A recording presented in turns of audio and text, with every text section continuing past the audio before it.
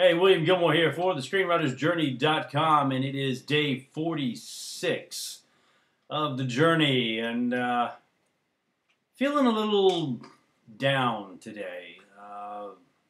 Sort of been coming on over the last couple of days. It's not really depression, I don't think. I think it's more frustration. We're almost 2 months into the journey, and I'm not feeling like there's a lot of forward progress going on at the moment. It's not that I haven't been productive. I've certainly done a lot in the last 6 weeks. My head is swimming with information. I've learned so much, and that may be part of the problem. There's just so much that I have picked up in the last couple of weeks that it's a little much to process, and it's so much time being spent going through all these different aspects, from the social media platforms and trying to research production companies and trying to write scripts and follow formulas and methodologies and everything, and there's a lot of learning going along with all that, and it's just getting to be a little much at the moment. I got a couple of days behind in posting things. I got caught up on that this morning, spent a couple of hours finishing that up. Part of that was because I did the Script Talk interview this week, and that takes a lot of time. Good information that I got out of that, and good information for you. But it kind of got me away from the writing, and I wasn't really excited about getting back into the writing because I discovered that problem with my break into Act 3, and it's kind of got me at a standstill at the moment because I'm not quite sure what to do with that. And then I see all these other things that I know are issues with Shep's character, that he needs to be built up somewhat. So I know there's going to be another pass. I'm not sure if that's part of this draft or it's another draft after I finish this one. And then, incorporating all those changes, are they going to change the position of my plot points? And that means it's going to be another pass after that to try and trim things up again. I don't know. It seems like a lot. And I was on one of the forums, I think it was yesterday, and there was a young lady, fairly new to the screenwriting, and she's trying to get some information. And her question was, should or can you, as a writer, contact someone that you've met through one of the forums that you don't really know, other than through the forum, and ask them to read one of your scripts, and then if they have a manager, an agent, or something, ask them if they would recommend you. And the overwhelming response was no. And very forceful and in a somewhat negative way. This particular forum is a little snarky. People come on there and just blast their thoughts and try to impress everyone with their knowledge. And my thought on that is, if you're that good, why are you in a forum on Facebook trying to impress everybody else? If you're an accomplished writer and making it professionally, and that's your daily gig, you probably wouldn't necessarily be in a forum that's designed to help beginners. And instead of being, answering the woman's question, people started getting nasty with her when she questioned, why she wasn't getting an answer, and just getting these sort of snarky remarks. It got even snarkier, and it wasn't very pleasant. So there seemed to be a lot of frustrations going around. And basically the answer to her question should have been very simply, if you don't know someone, very well, if you've only had maybe a minor dialogue, in a forum, it's a lot to ask someone, to read your script and then ask them to recommend you to an agent or a manager. If they don't know you, you're asking them to put their professional reputation on the line with a manager or an agent to back you. So you need to build those relationships and build those communities, those networks, so that you can get that recommendation. But just to ask, someone that you really don't know, other than you've said hi in a forum, isn't beneficial for you, because again, you're asking them a lot. asking a lot of them to put their reputation on the line for you when they don't know you. So that should have been the answer to the question, and said in a very nice way. And then continued that with, but, you're here, you're asking questions, you're starting to meet people, and eventually you'll get there.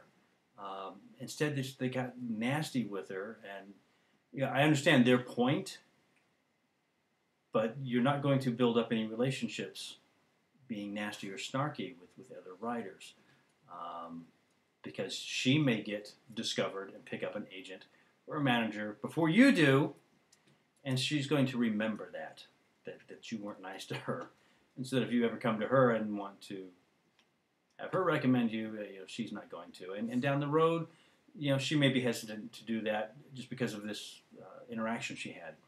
So that was kind of frustrating to see people kind of, ganging up on someone, calling her unprofessional, and she doesn't know what she's doing. And, well, no, she's new, and she's trying to learn.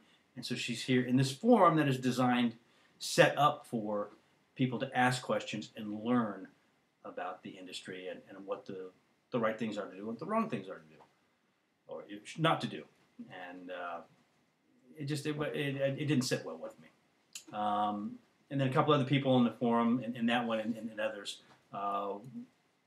talking about their trials and tribulations and trying to get someone to read one of their scripts.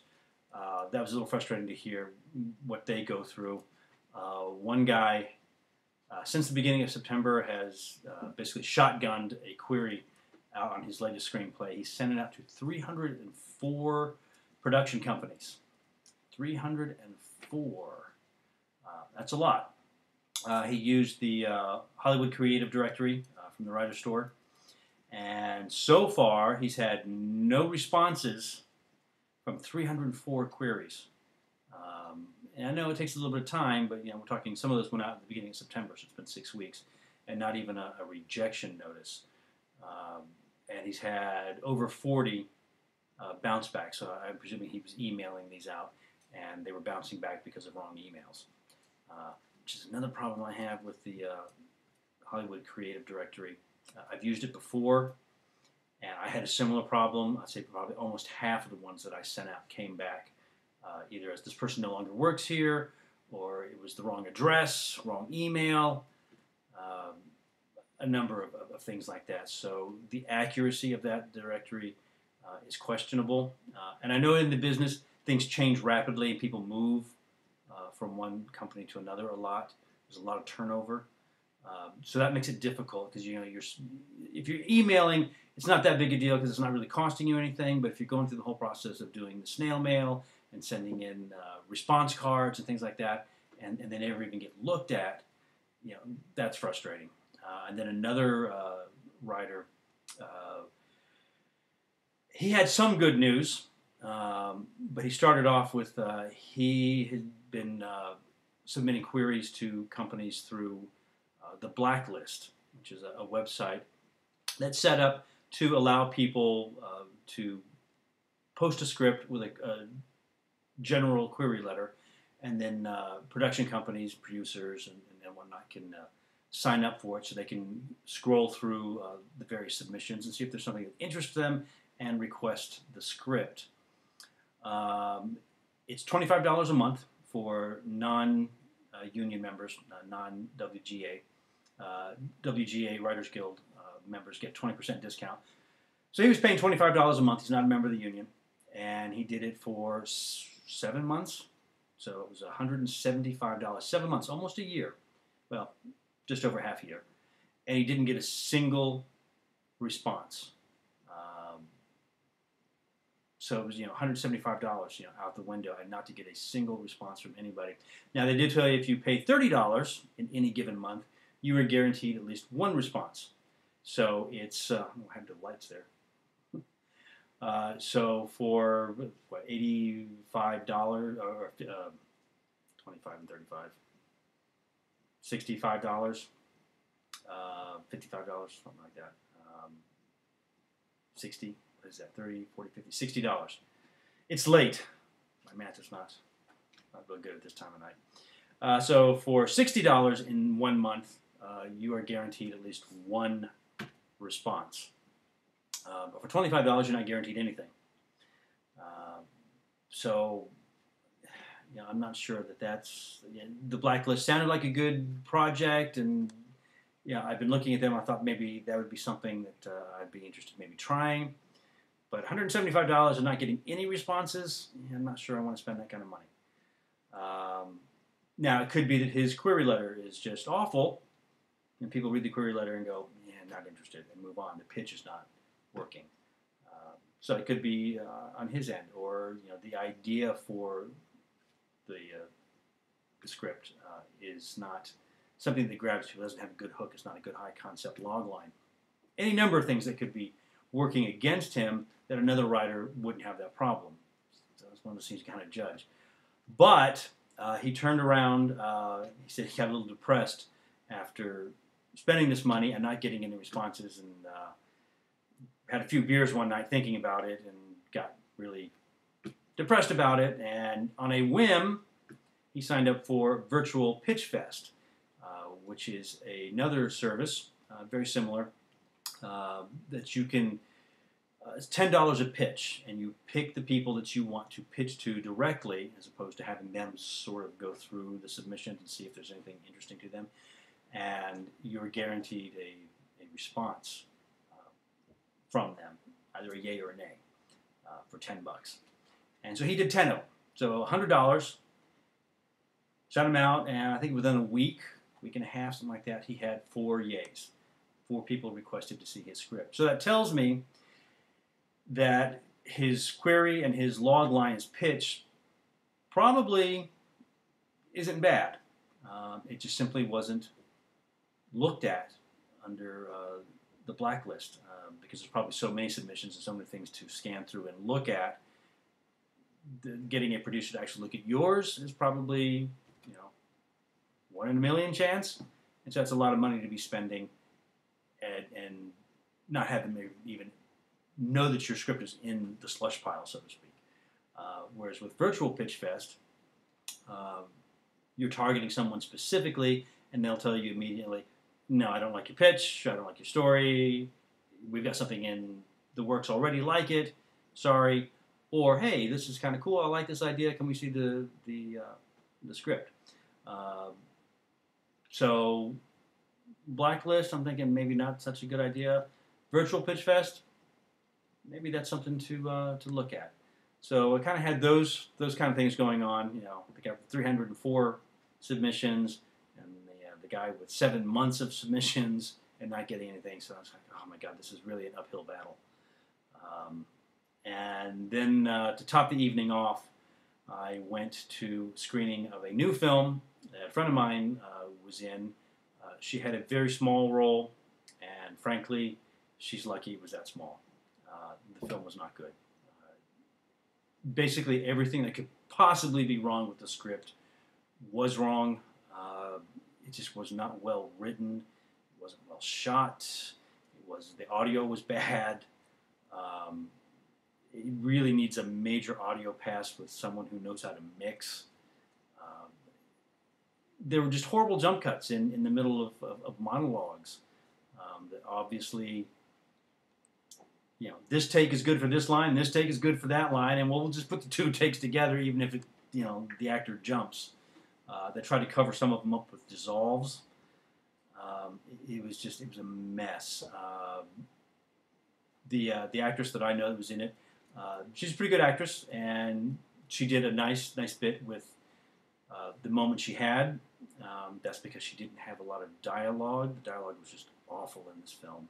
Really, really hokey, bad, just full of exposition, not a lot of forward progression in the story. There was actually one scene where we saw everything happen. Guy comes in, and guy we've never seen before. Have no idea who this guy is. He just walks in and goes, oh my God, there's this horrible astral event is going to happen tonight, and it's a full moon, and it's your wannabe boyfriend's birthday. That means the monster's going to come and get him tonight at midnight. You don't know who I am. You don't know how I know this. Trust me. I got to run now. And out he goes. And she's like, oh my gosh. And her friend, who had just been in the room a few seconds before and left to go out to get tape, comes back in the room. She goes, oh my gosh, this weird guy just came in, and let me tell you what he said. And so she goes on to just fill this woman in on everything that we just heard for no reason, because that's the last time we see that woman, pretty much. It was just, oh, so many things were bad. And this movie got made. And he got money for it. And it's like, really? What was his pitch? He did say he's been working on it for 20 years. So I got to give him credit for that. 20 years he's been working on this movie, on this script. Could have used another 4 or 5 years, I think, working on the script to get it in shape. The leads,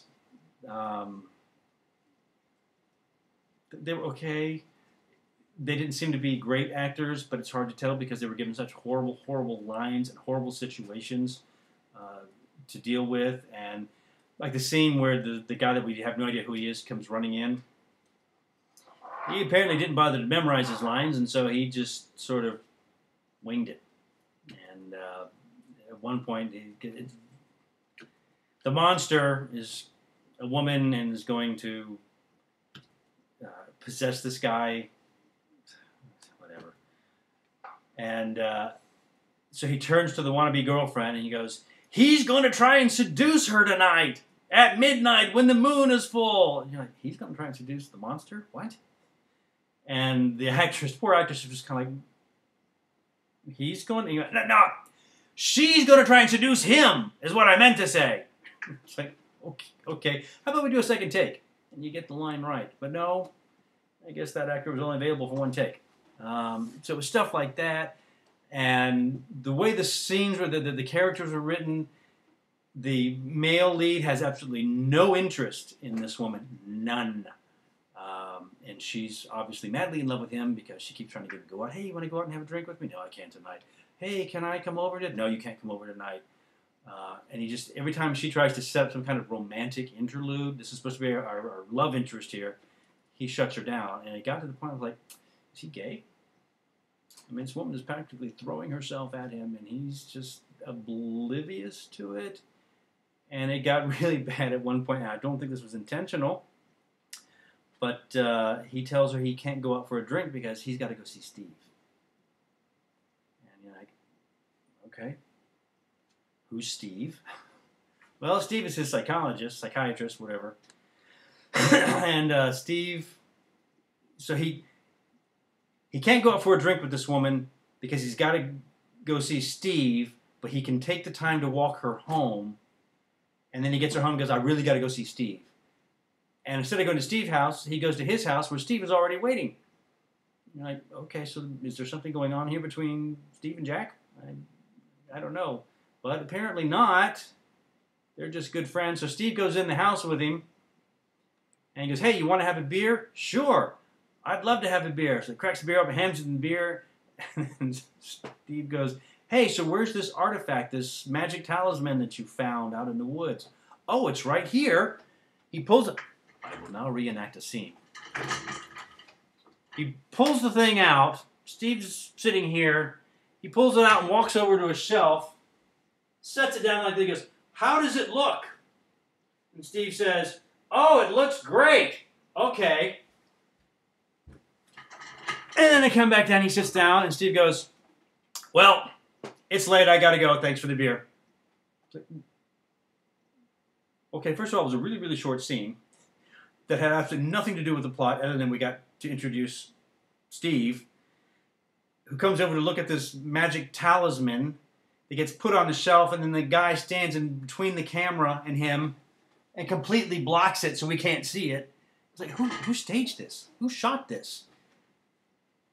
And you sit there and watch that and you go, they got money.